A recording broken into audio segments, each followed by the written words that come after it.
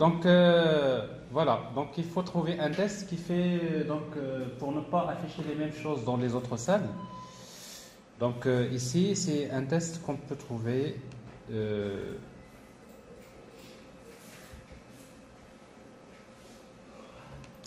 Alors si vous voulez trouver ce test, on revient un peu pour ce qu'on a fait. Qu'est-ce qu'on a fait? Nous avons d'abord fait une boucle sur les salles, n'est-ce pas? Nous sommes dans les salles. Et dans chaque salle, pour chaque salle S, nous avons une boucle sur les projections. N'est-ce pas? Non, parce qu'ici, il y a une boucle sur les projections. Une G4. N'est-ce pas?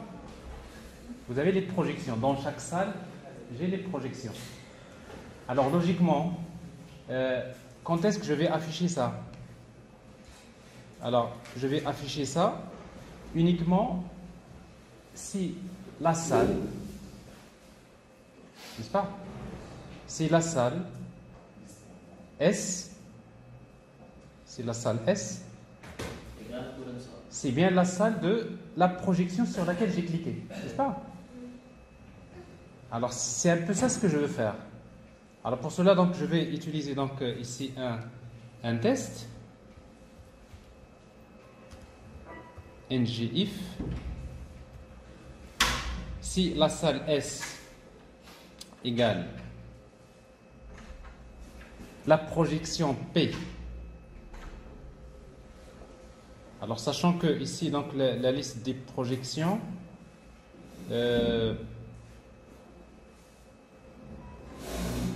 voilà, current projection, parce que nous avons une projection courante, égale current projection. Projection. Alors, dans une projection, il y a une salle, n'est-ce pas? Une projection, il y a une salle. Donc, c'est-à-dire salle. C'est-à-dire si la salle. Alors, sauf que dans current projection, comme c'est un objet, alors quand je clique ici, là, vous avez current projection égale à P. Alors, si vous voulez voir un peu ce que vous faites console.log P. Alors, si vous faites ça, vous pouvez voir un peu ce qu'il y a dans l'objet salle, parce qu'on a besoin de... Donc, ce que je vais faire, donc, ici, je vais pour le moment ignorer ce test. CTRL X.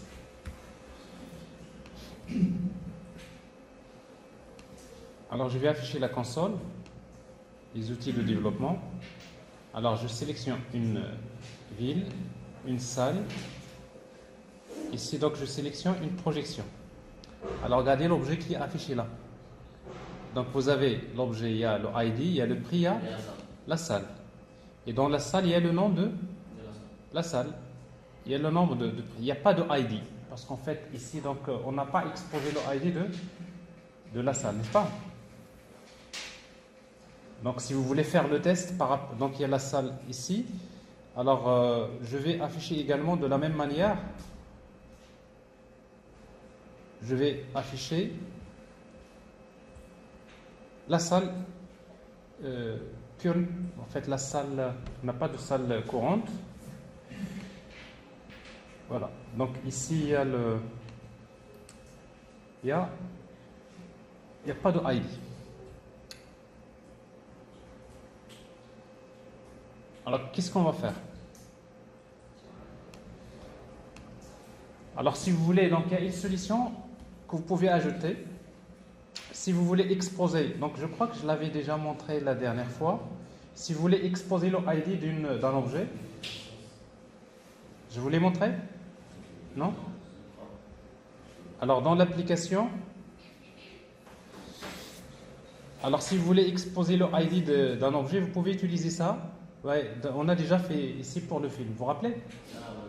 Alors on a fait pour le film, ben, on va le faire pour la salle. Donc vous mettez salle.classe. Donc ça veut dire quoi? Ça veut dire que à chaque fois que vous demandez à Spring Data Rest de vous donner une salle, il va vous donner la salle avec son ID. C'est-à-dire le ID, vous l'exposez également dans la salle. Et si vous faites ça, vous sélectionnez une ville, vous sélectionnez une science. Alors vous allez voir ici, donc, dans la salle, vous avez le ID maintenant, n'est-ce pas? Donc c'est juste un petit détail. Il y a peut-être une autre solution. Alors ici, donc, pourquoi je cherche le ID? Parce que maintenant je vais faire le test sur le ID de la salle. C'est-à-dire je vais afficher ça uniquement si salle.id égale salle.id. Alors si la même chose, ben, j'affiche ça, je fais /id. Donc c'est-à-dire okay, j'enchaîne ces divs ici donc pour alors en principe ça devrait marcher. Alors j'ai la ville, j'ai le cinéma, est-ce que vous voyez? Alors c'est donc j'affiche uniquement. Alors si je suis là, ça se passe ici. Donc c'est-à-dire je n'affiche que les tickets de la projection sur laquelle j'ai cliqué. Ok. Bon, il y a le curseur de la souris qu'on va essayer donc également régler ici. Alors on sait déjà le faire, on a déjà créé une classe.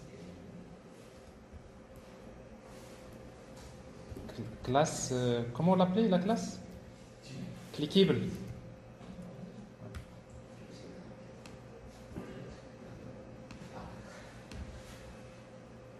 Non? Ça marche pas? J'ai fait ça pour ça c'est pour les séances classe clickable. Est-ce qu'il y a une autre ici classe? Il y a classe également. Non? Classe. Alors, CTRL X. Donc liste group item et j'ajoute clickable.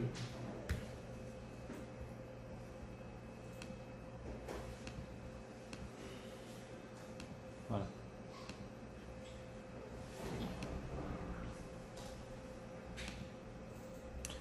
Alors ici il y a 23 classes. Ici il y a 16. Vous voyez donc tout dépend de la salle. Donc on est dans le bon contexte. Et après par la suite, donc ces boutons-là, on va essayer donc de tester s'ils sont réservés ou pas. Donc on va changer l'affichage en fonction de ce qu'il est réservé ou pas, n'est-ce pas? Alors on va essayer donc de faire quelque chose comme ça. C'est-à-dire, au lieu de faire ça classe, je vais utiliser ng class. Ng class. C'est une condition. Alors, si cette condition est vérifiée, alors c'est quoi la condition? C'est ticket T. Dans ticket, il y a l'attribut réservé. Alors, c'est l'égal à true. Point d'interrogation. Je vais utiliser la classe btn.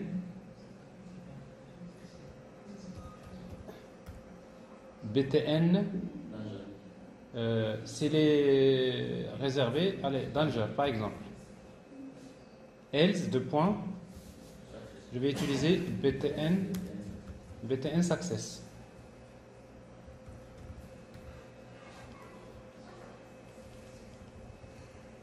Alors pour le moment, on devrait voir que les success, et en même temps il y a la classe ticket.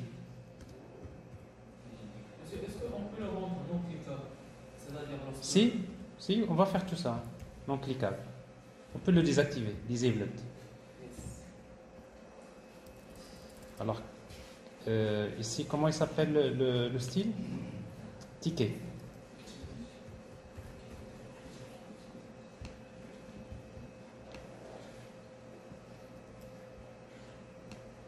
Et vous pouvez faire ça. Regardez. La propriété disabled. Entre disabled, n'est-ce pas?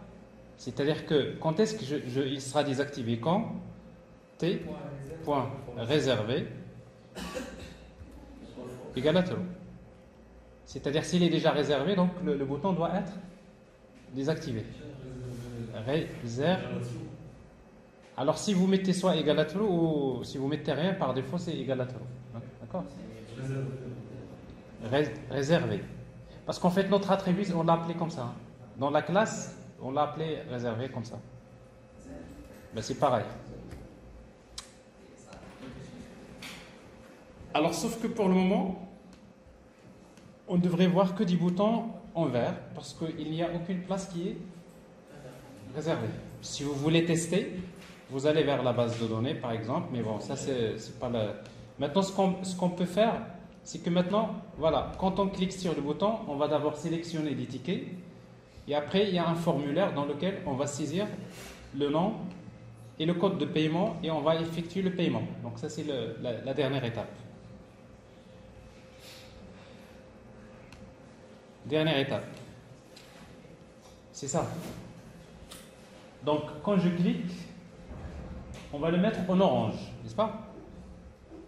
Donc, ça veut dire quoi? Tous les tickets sur lesquels j'ai cliqué, c'est-à-dire je voudrais les acheter, les réserver. Et après, je vais saisir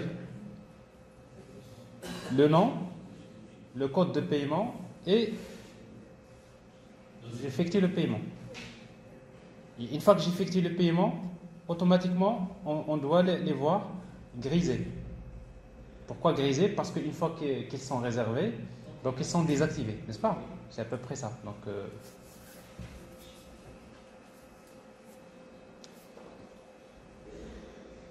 alors, voilà ce qu'on va faire. Alors maintenant, quand je clique sur le bouton, donc je vais ajouter un clic. On select ticket. On select ticket. T. On select ticket. Alors je vais créer cette méthode-là, on select ticket. Alors quand je sélectionne un ticket, alors ce que je vais faire, donc je vais définir une liste de tickets.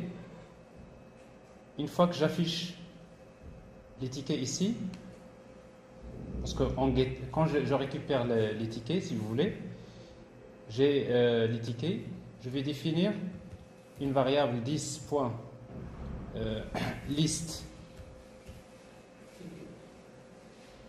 selected ticket égale un tableau vide. Bon, c'est-à-dire ce tableau-là, donc c'est un tableau dans lequel je vais stocker les tickets qui ont été sélectionnés. Alors, il faut que je déclare d'abord ça comme étant un attribut. Alors, au départ, any. Bon, si vous mettez rien par défaut, c'est any comme type. Et ici, qu'est-ce que je vais faire? À chaque fois que je sélectionne, je vais d'abord dire ticket. Je vais ajouter un attribut que je vais appeler selected. Selected égale à true. Donc dans le ticket, je vais lui dire en quoi il a été sélectionné. Et en même temps, je vais l'ajouter à la liste. 10.selected ticket.push. Je vais ajouter le ticket T. Alors ici donc je ne fais que ajouter. Et si vous voulez voir si ça marche, on va juste revenir à la partie HTML. On va encore faire quelque chose ici. ng class. Alors maintenant ici nous sommes un peu dans un embarras parce que vous avez en quelque sorte trois tests. Le bouton soit qu'il est sélectionné, soit qu'il est réservé, soit qu'il est dans l'état normal, n'est-ce pas? Alors ici si vous utilisez ng class, c'est que vous avez deux cas, soit ça, soit ça. Alors ce que je vous propose, c'est qu'on fasse quelque chose comme ça. Je vais supprimer ça, ng class, CTRL X, tout ça, et directement je vais utiliser classe égale je vais appeler une méthode que je vais appeler get btn status, get ticket classe. Et je lui donne T. Donc ça veut dire en fait la méthode getTicketClass, il va me retourner la classe que je vais utiliser pour ce ticket. Alors si vous voulez, donc maintenant je vais créer. T pour un réserve aussi. Hein? On va lui donner T pour un réserve. Non, je donne le ticket T et après il va me retourner quelle est la classe qu'il va appliquer en fonction de l'état du ticket. Alors si vous voulez, ce que je vais faire, je crée une méthode. Mais ça, c'est une expression Angular, donc je dois mettre entre double quotes. Comme ça, je vais créer cette fonction-là. Alors, getTicketClass, qu'est-ce qu'elle retourne? Si vous mettez return, bon, je vais définir une variable que je vais appeler classe égale une chaîne bit. Alors, je sais que toujours il y a btn dans la classe. Et après, je vais faire un test. If t point réservé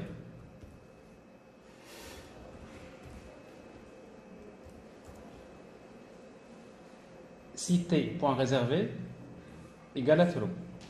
Donc, je n'ai la classe. Donc, c'est classe.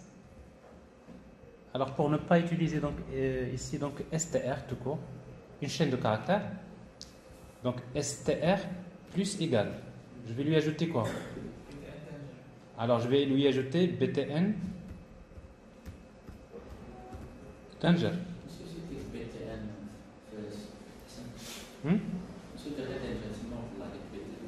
Alors il y a btn, il y a également ticket. Rappelez donc ticket pour nous c'est juste margin, n'est-ce pas? Alors s'il est égal réservé, donc je vais utiliser btn danger. Quoi? C'était quoi Je me suis dit, peut-être qu'il faut ajouter btn slash, après on va filtrer par dangerous. Bon, moi, je me montre l'idée. Vous savez, quand on a peu de temps, on cherche une solution, mais après. Else if. Hein?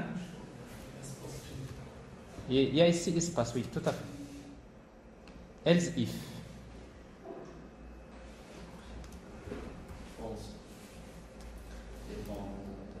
Else if t point selected, vous voyez, c'est sélectionné. Alors je vais utiliser str plus égal. Alors je vais utiliser btn, une autre couleur au lieu de danger, je vais utiliser l'orange. C'est warning. Je ne sais pas si ça va marcher. Oui. T. Alors regardez, ici quand je clique sur un ticket, vous voyez, donc j'ajoute un attribut selected, n'est-ce pas? Alors s'il est selected, je fais warning et else c'est le dernier cas. Le dernier cas c'est btn success.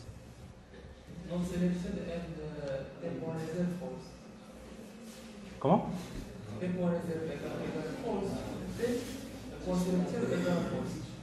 Non, on n'a pas besoin de compliquer la vie. Regardez, s'il est réservé, ça y est. Et en même temps, on va le désactiver. N'est-ce pas? Il est désactivé déjà dans. Donc, juste on va le mettre. C'est vrai, bon, s'il est réservé, on n'a même pas besoin de mettre danger parce que s'il est désactivé, il est en gris. Hein, n'est-ce pas? La couleur ne sert plus à grand chose. Ça c'est warning, ça c'est success. Alors si vous regardez ce qui va se passer.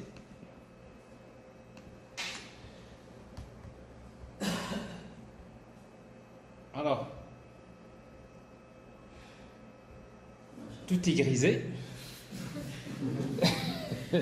Ça veut dire il y a quelque chose qui cloche. Alors, classe égale get. Ce qui manque, c'est return. Parce que tout ça, votre histoire ne marche pas. Parce que la méthode devrait retourner un résultat à la fin. Return quoi? STR.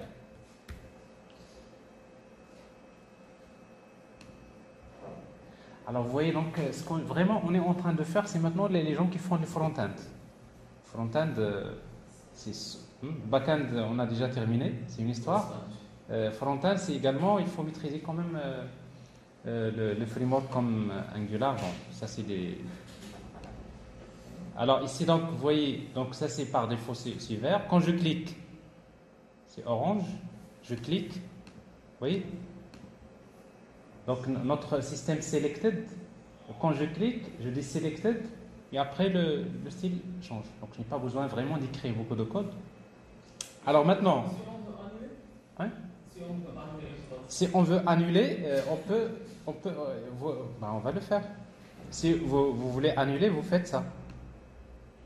Regarde.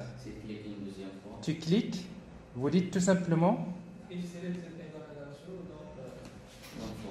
égal à false. Donc sinon tu veux juste tu mets ça selected égal not t.selected.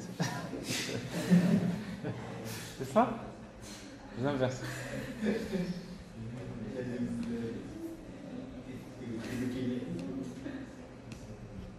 Oui.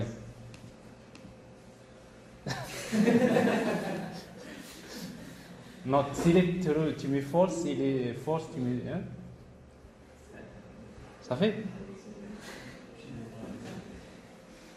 Alors ce qui est sûr maintenant, c'est que nous avons une liste, mais attention, ici, ce qu'on vient de faire là, on a corrigé le problème juste pour l'affichage, mais on n'a pas réglé le problème ici.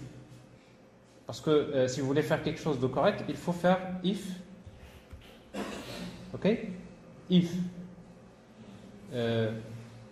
t.selected if not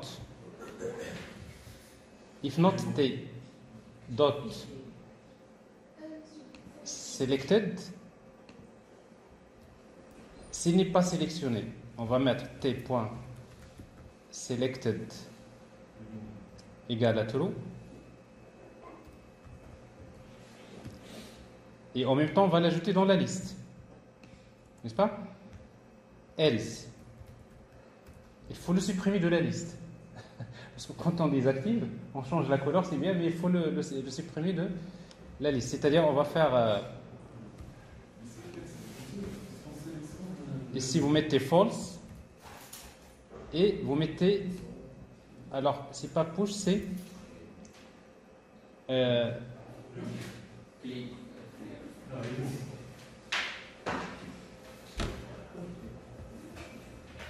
Alors, push.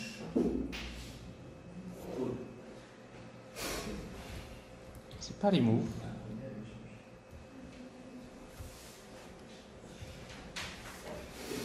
Normalement, c'est slice. Dans un tableau, vous supprimez un. C'est un peu plus. Parce que, en fait, c'est pas une collection. On va utiliser ces slices.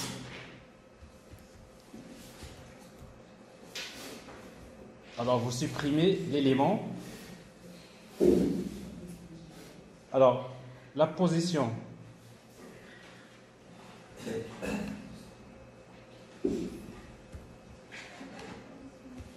C'est this.selectedTicket.index of t. Alors, c'est quoi ça? C'est en fait, c'est-à-dire quoi? Je vais supprimer. Je me rappelle puisqu'on met splice ou slice, donc parce que dans JavaScript il y a splice, il y a slice. Alors, slice, si vous voulez supprimer un élément d'un tableau JavaScript, donc vous spécifiez le numéro de l'élément. Par exemple, je voudrais supprimer l'élément dans l'index égal à 5. Ça, c'est l'index. Je vais supprimer l'élément numéro 4. À partir de l'élément numéro 4, combien d'éléments que je vais supprimer? 1. Donc ici, moi, en fait, au lieu de 4, qu'est-ce que je fais? Je fais c'est index of de t, c'est-à-dire c'est la position de t. Je vais supprimer l'élément à partir de la position de t, et combien? C'est 1. Alors, ça peut sembler Mais pour être sûr, il faut afficher, parce que quand même il faut afficher, donc à chaque fois que je clique, je vais utiliser console.log 10.selected ticket. Et comme ça, vous pouvez regarder qu'est-ce qui se passe quand vous loguez.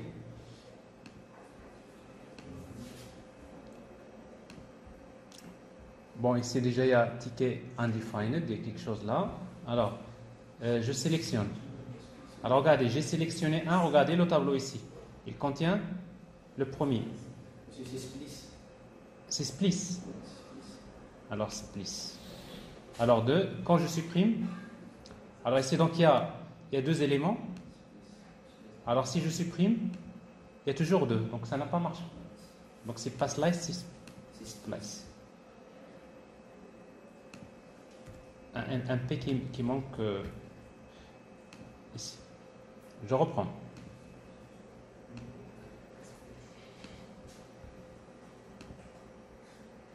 Alors pour le moment j'en ai 2, n'est-ce pas? Là il y en avait 3, maintenant 2. Là il y en a 1, il y en a 3. Bon, ça a l'air d'aller. L'essentiel c'est que vous êtes dans cette logique-là, mais après par la suite, il y a ici un truc qui n'est pas fatal, qui ne bloque pas l'application. Mais dans Cinema, dans la partie HTML, on fait appel à ticket alors qu'il est undefined dans la ligne numéro 52. 52. Ici, on fait appel. Voilà, on fait appel à ticket. Alors, il faut normalement faire un test, comme d'habitude. C'est comme projection and. Il faut attendre les tickets. Donc, c'est-à-dire, à la rigueur, si vous voulez éviter des problèmes, vous mettez un autre div ici. Bon, ça, je vais le faire uniquement ng if.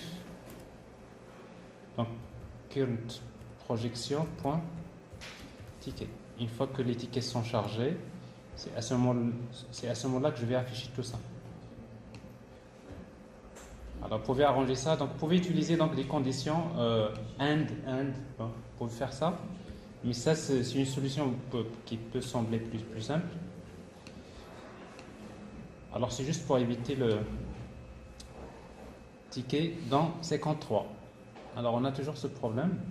Donc, le test, j'ai mal écrit. Donc, current projection.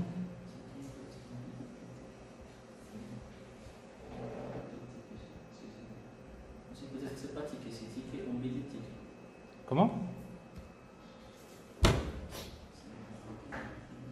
Non, en fait, c'est ticket. Ticket. Est-ce que c'est. Parce qu'en fait, s'il y a les tickets, automatiquement, il y aura les données. Parce qu'en fait, c'est une requête qui est envoyée. Ben, c'est juste, parfois, il faut faire attention parce que quand vous enregistrez, il devrait recharger un peu le.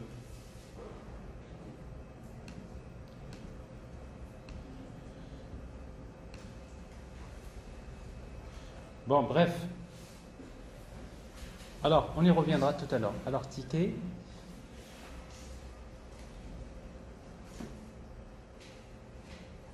Of undefined.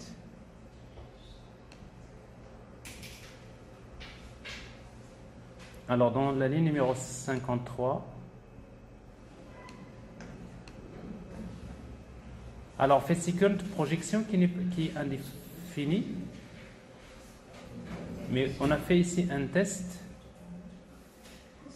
Oui?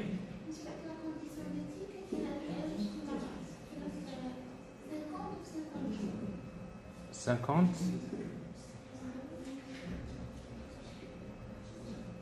Ok. Ici? Ah, il est déjà là. Oui, vous avez raison. Ça, on vient de l'ajouter pour rien. Donc ici,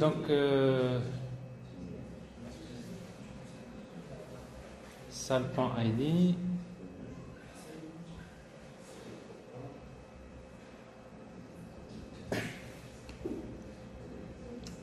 Bon, ça c'est un petit détail que vous pouvez régler. Alors de toute façon, c'est des problèmes que vous allez régler souvent. Alors je vais y revenir tout à l'heure. Il faut qu'on termine d'abord. De toute façon, c'est pas fatal. C'est-à-dire votre application fonctionne. Mais rappelez-vous moi tout à l'heure, si vous voulez, on va supprimer ce message d'erreur. Alors qu'est-ce qui reste maintenant? Il faut payer. Alors je sélectionne. Maintenant, je vais ajouter un formulaire dans lequel je vais saisir les données qui restent. Savoir le nom du client. Alors j'ai donc les projections. Donc j'ai mon div. C'est current projection toujours. J'ai un div. C'est la salle à l'intérieur de ça. Bon, donc là, j'affiche les places.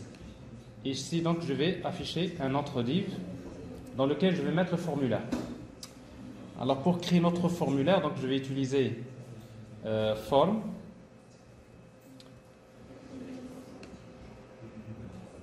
Alors, en fait, avec Angular, il y a une manière un peu plus simple de faire les formulaires. Vous pouvez utiliser ngForm.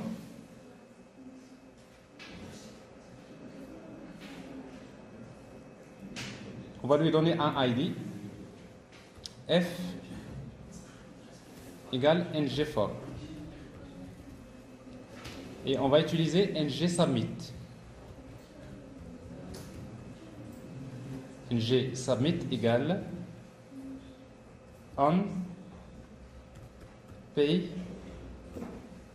ticket. Alors ça veut dire quoi? Quand je valide, quand je valide le formulaire, ben, il appelle une fonction qui s'appelle onPayTicket. Alors ici donc je vais créer un div class formGroup dans lequel je mets un label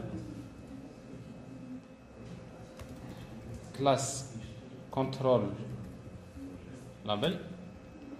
Ça c'est nom client. Et après input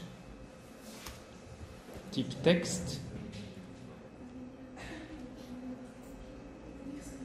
name. Alors name, on va l'appeler nom client. Et après il faut utiliser ça ng model. Alors, je vais vous expliquer ça. Donc, ça, c'est pour Angular. Vous ajoutez cet attribut-là. Et je fais la même chose pour ajouter un... Donc, ça, c'est quelle classe? On va utiliser control label.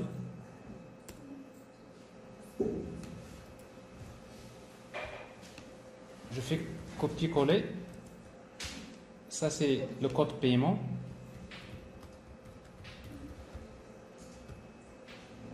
Name, code, paiement, et à la fin j'ajoute un bouton Submit.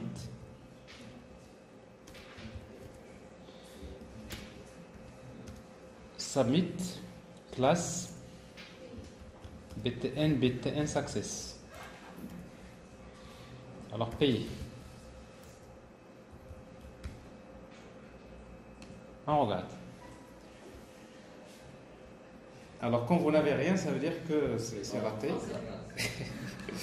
Alors généralement, si les balises ne sont pas respectées, bon, alors si vous voulez voir réellement, il faut regarder la console. Alors votre console, il vous dit que l'élément, il y a une parenthèse ngForm. Oui. Vous connaissez l'erreur? Oui.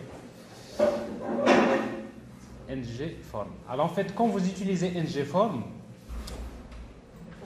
il y a un module qu'il faut importer, effectivement. Alors, dans le fichier application module, il y a un module qu'il faut importer qui est forms module. Voilà. Alors ça, c'est un module qu'il faut ajouter. C'est bien ça l'erreur.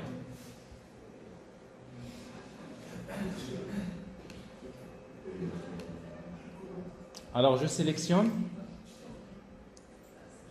Alors donc je vois ici donc en quelque sorte ticket, le nom du client. Alors si vous voulez arranger encore mieux ça, on a utilisé class form group control label et class, c'est pas control label, c'est plutôt c'est form control. Form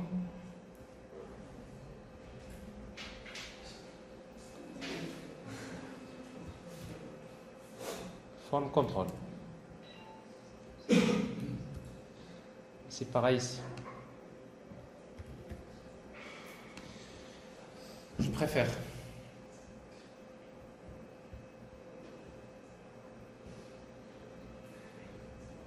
Vous avez quelque chose comme ça.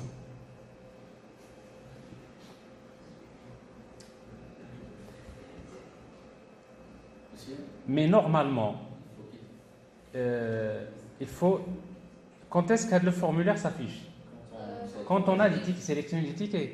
Alors maintenant, bon, vous savez, si vous pensez JavaScript, c'est un casse-tête, n'est-ce pas? Mais si vous pensez Angular, c'est très simple. Regardez. Vous allez faire ce div-là du formulaire, ce form, que vous voyez ici, ce div. On va utiliser ng if. Alors, c'est quoi le ng if? C'est que vous avez selected ticket, point length est supérieur à 0. C'est bon? Alors, si vous faites ça, ça règle le problème. Alors, regardez, bon, il n'y a pas de formulaire, mais dès que je sélectionne un, le formulaire va apparaître. Si je supprime, il disparaît. Hein? Tu vois ton rafraîchissement comme ça, JavaScript, etc. C'est Angular qui règle le problème.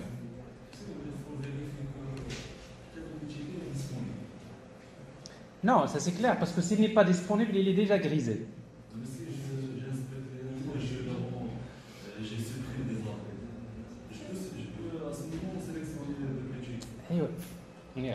D'accord. Commencez par le. Si tu inspectes l'élément, de toute façon, tu vas voir avec Angular, quand c'est désactivé, parce qu'en fait, il y a aussi la partie back-end qui va jouer le rôle. C'est-à-dire la partie back-end, s'il est déjà réservé, même si tu lui demandes de réserver, il va te générer une erreur. Oui. Parce que ça, on peut revenir à la partie back-end, on va régler ce problème. C'est clair? Alors maintenant, qu'est-ce qui reste? Donc je vais saisir le nom du client, le code paiement. Alors quand je clique, en principe, on va faire appel à une fonction qui s'appelle onPayTicket. Alors cette fonction onPayTicket, il faut qu'on lui transmette quoi? Les données du formulaire. Et pour transmettre les données du formulaire, vous mettez plutôt F, le formulaire F.value. En fait, F.value, c'est-à-dire c'est les données du formulaire. D'ailleurs, vous pouvez voir ici, si vous mettez F ici, c'est le formulaire, c'est form. Alors, si vous mettez console.log F, ou bien form,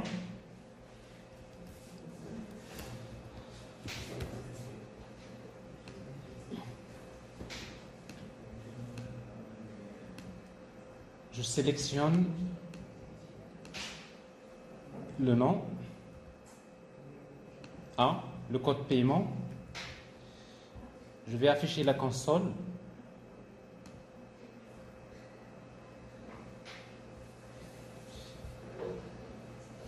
payer. Alors regardez dans l'objet F, qu'est-ce qu'il y a? Il y a le code paiement et le nom du client. Alors maintenant, on a juste besoin d'envoyer une requête vers la partie backend pour invoquer une méthode. On a déjà créé la dernière fois une méthode qu'on avait testée dans notre REST controller. C'est déjà préparé. Alors pour effectuer un payer ticket, n'est-ce pas? Il faut envoyer une requête avec post vers payer ticket. Mais ce poste-là, qu'est-ce qu'il faut lui transmettre? Il faut lui transmettre un objet ticket form. Et ticket form, qu'est-ce qu'il contient? Le nom du client, le code paiement et une liste des ID des tickets. N'est-ce pas? Alors, c'est-à-dire selected ticket.id. Alors maintenant, ce qu'on va faire, c'est exactement ce qu'on va faire ici. C'est qu'une fois que nous avons ça, je vais d'abord définir un tableau ticket.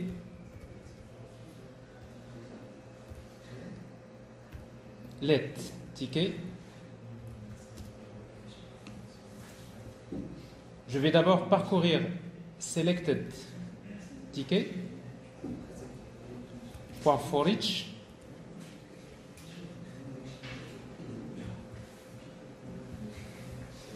Alors pour chaque ticket T,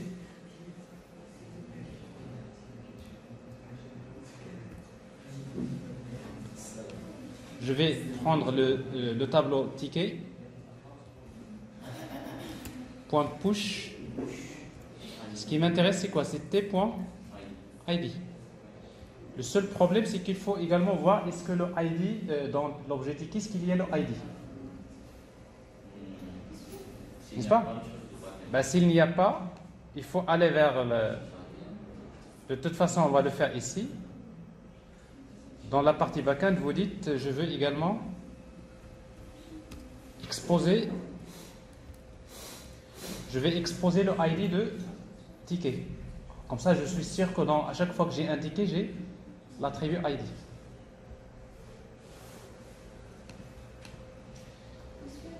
Alors, qu'est-ce que je viens de faire? Donc, je viens juste d'ajouter en fait les tickets. Alors, si vous faites... Oui?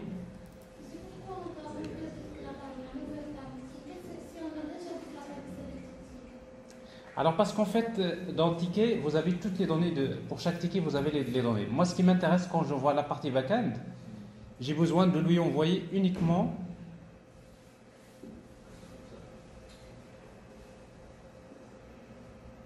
regardez, j'ai besoin d'envoyer une liste de...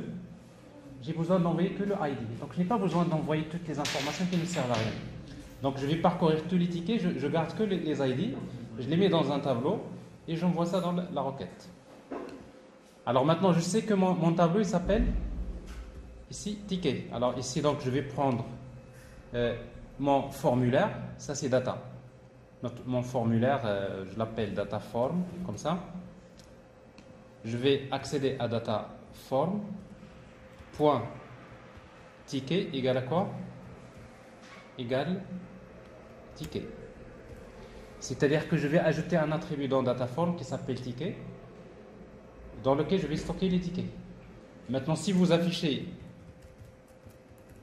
console.log dataform, vous allez voir les données qu'il y a dans les données que vous allez envoyer à la partie backend.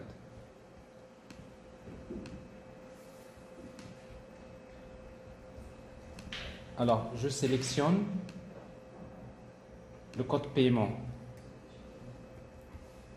Payer.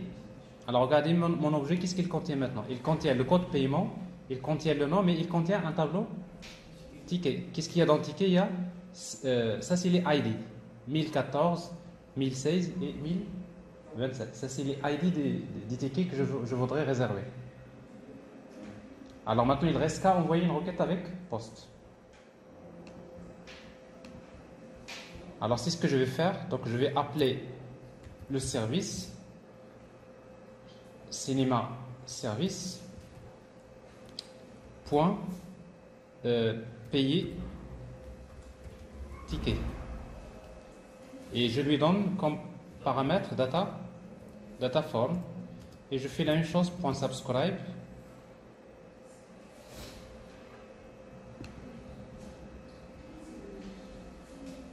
Point subscribe et des choses comme ça, comme toujours.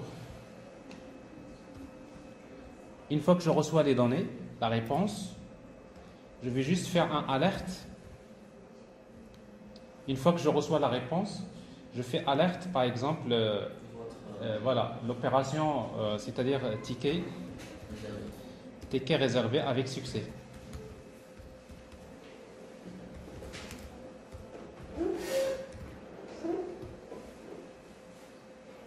Alors maintenant, qu'est-ce qui reste? Il faut ajouter la méthode ticket dans le service. Alors dans le service, donc il y a dataform. Ici, donc je vais envoyer une requête avec post. C'est return directement 10.http .post. Alors c'est quoi l'URL? Alors l'URL c'est host. Notre host que nous avons ici, nous avons une variable qui s'appelle host slash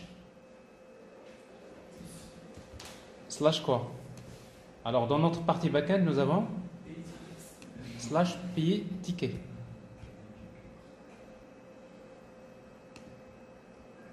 Ben, on est tranquille parce que cette méthode on l'a déjà testée, n'est-ce pas? Côté backend, donc il n'y a pas de problème, payer ticket. Et après, qu'est-ce qu'on va envoyer comme le corps de la requête? C'est dataform. Voilà. C'est bon? Et après, une fois que l'opération se déroule correctement, il faut recharger. Il faudrait recharger les tickets. Comme ça, on peut voir ce qui est grisé, ce qui est désactivé, etc. Mais on va le faire en deuxième étape. Alors, on va regarder ce qui se passe. Donc, j'ai ici la salle. Je sélectionne des tickets. J'ai un client avec un code paiement. A priori, tout se passe bien. Donc, vous avez ici ticket réservé avec succès. OK. Alors, maintenant, si on rafraîchit, regardez ce qui se passe. Hop. Il est désactivé. Regardez les boutons. Alors maintenant, ce qu'on va faire, une fois qu'on fait ça, on va recharger. C'est un peu l'étape qui reste. C'est-à-dire, je vais recharger le.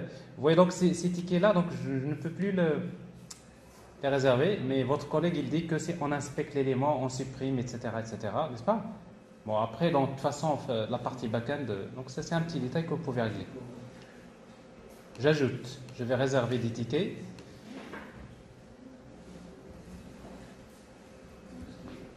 Payer. Ça part. C'est clair? Alors maintenant, qu'est-ce qu'il reste à faire? Il reste juste, une fois que les données sont chargées, je fais alerte, j'affiche, j'appelle à nouveau, donc je vais charger les tickets. J'ai déjà une méthode qui permet de charger les tickets. Vous voyez, c'est pas en selected ticket, en get ticket, place de la projection. Donc j'appelle directement 10.onGet ticket place de quelle projection? De current projection. Vous suivez? Donc vous voyez, donc je n'ai pas besoin de. Qu'est-ce que je fais? Donc je vais juste à nouveau recharger je vais recharger les tickets on va dire de la projection courante. Alors regardez ce qui se passe.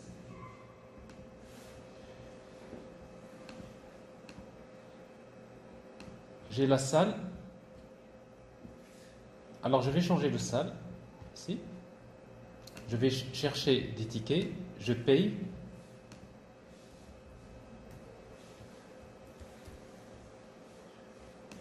Mais dès que je clique sur OK, regardez, je n'ai plus besoin de rafraîchir. Ça marche. Donc ici, pourquoi? Parce qu'en fait, j'envoie la requête, il recharge les données, ils sont stockés, Angular, il va rafraîchir un peu le travail.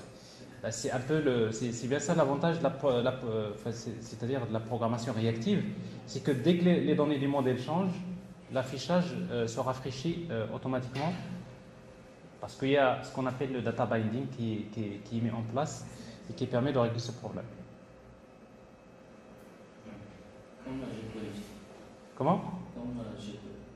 Comme jQuery. Non, c'est pas comme jQuery.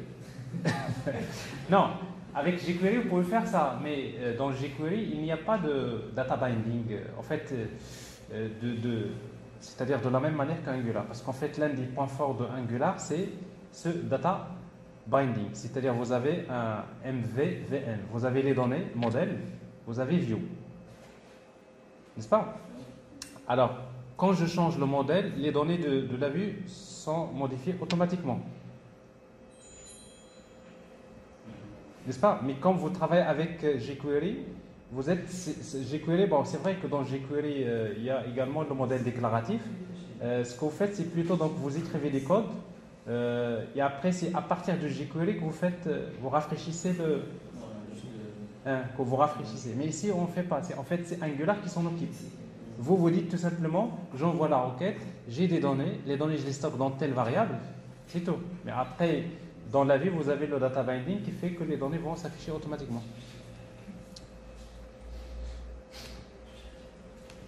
Alors en fait, voilà ce que je voulais vous faire dans cette partie-là. Alors maintenant, c'est un très bon exercice qui vous montre comment, en même temps, comment développer la partie back-end.